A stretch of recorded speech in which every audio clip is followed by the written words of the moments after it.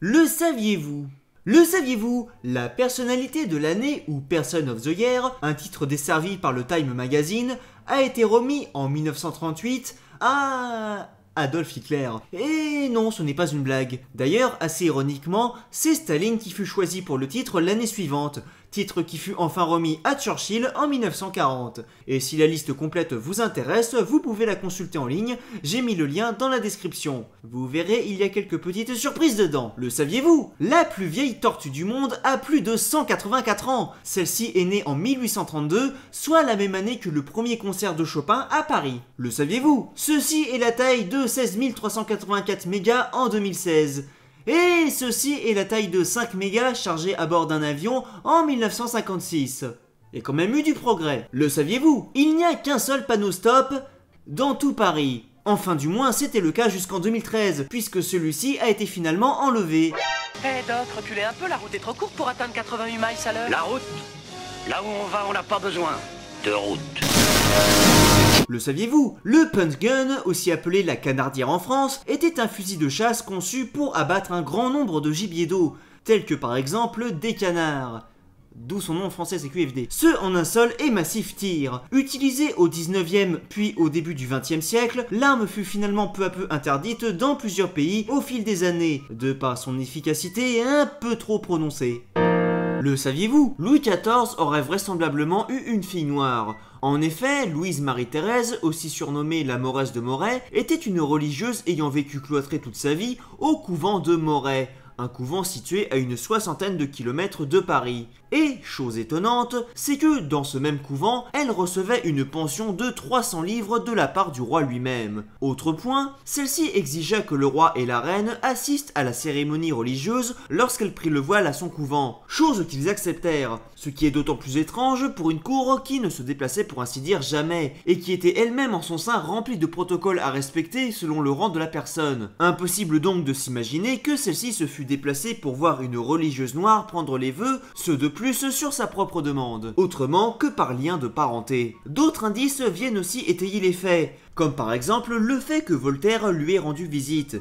et qui lors de ses écrits sur cette visite justement, la décriva comme ressemblante au roi, sans jamais mentionner directement bien sûr les liens de parenté, pas fou non plus. Sachant tout cela et que Louis XIV était un coureur de jupons, et je suis gentil, qui ne se souciait guère du rang des femmes qu'il prenait, ou si la femme en question était mariée ou non, on peut donc aisément penser que Louise Marie-Thérèse est au final une fille que Louis XIV aura eue secrètement avec une comédienne noire. Et oui, car il faut savoir qu'à cette époque, il n'y avait en fait aucune servante de couleur à la cour de Versailles, la seule femme noire retrouvée dans les archives étant une jeune fille vendue plusieurs années auparavant au premier comédien de Louis XIII, ce pour jouer des rôles de sauvagesse. Oui, on est au XVIIe siècle. Celle-ci étant donc devenue adulte au temps de Louis XIV, qui la remarqua sûrement sur les planches. Et oui, car en plus d'être amateur de femmes, le bon roi était aussi amateur de théâtre. Voilà. Et il se pourrait d'ailleurs bien que ce ne soit pas la seule fille que le roi aurait eu avec cette comédienne. Mais ça, c'est une autre histoire. Ceci mis à part, d'autres théories, comme le fait que celle-ci serait en fait non pas la fille du roi, mais de la reine, font aussi écho. Mais elles paraissent peu probables, ce simplement par le fait que les accouchements royaux étaient extrêmement suivis à la cour à cette époque, et qu'il aurait été donc quasiment impossible de cacher le secret, qui se serait immédiatement répandu à Versailles,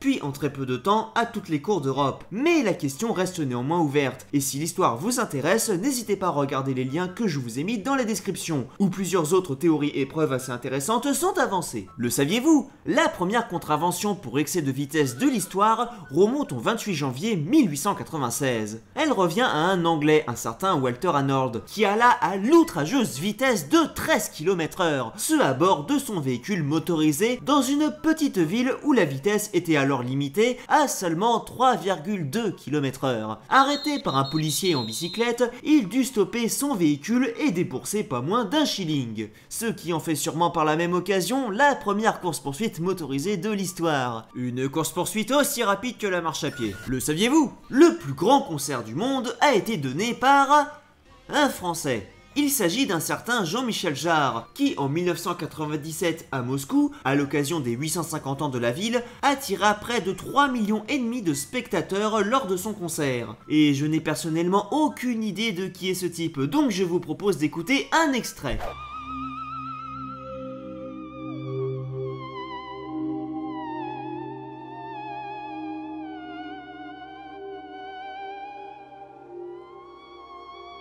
Mozart n'aurait pas fait mieux. Le saviez-vous? Le SS Great Eastern est le premier paquebot géant de l'histoire, précédant de 40 ans le célèbre Titanic. Construit par un certain Brunel, celui-ci fut, comme le Titanic justement, considéré comme un navire maudit.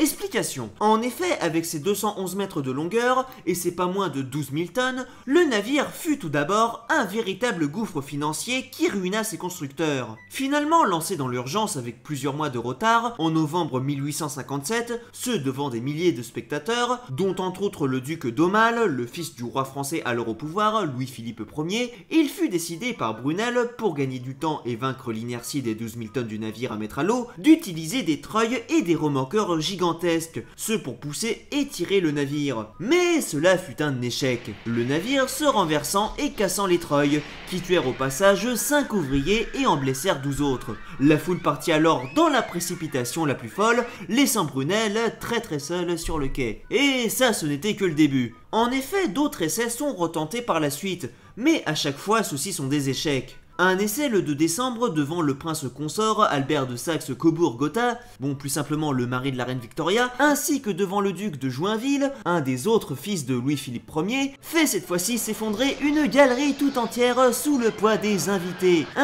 qui sont conduits à l'hôpital, laissant une fois de plus Brunel très seul, sans même avoir pu cette fois-ci essayer de lancer son bateau. Ne manquons pas de persévérance, les essais de lancement continuent néanmoins, mais à chaque fois les treuils, les remorqueurs ou les béliers utilisés finissent par se briser ou par se rompre de par le poids du navire, et chaque mètre gagné vers la mer coûte au final l'équivalent de 50 000 €, le véritable sens de gouffre financier. Finalement, le 31 janvier 1858, profitant d'une grande marée, Brunel parvient enfin à lancer son navire, ce dans un chantier vide de spectateurs, laissant Brunel une fois de plus très seul.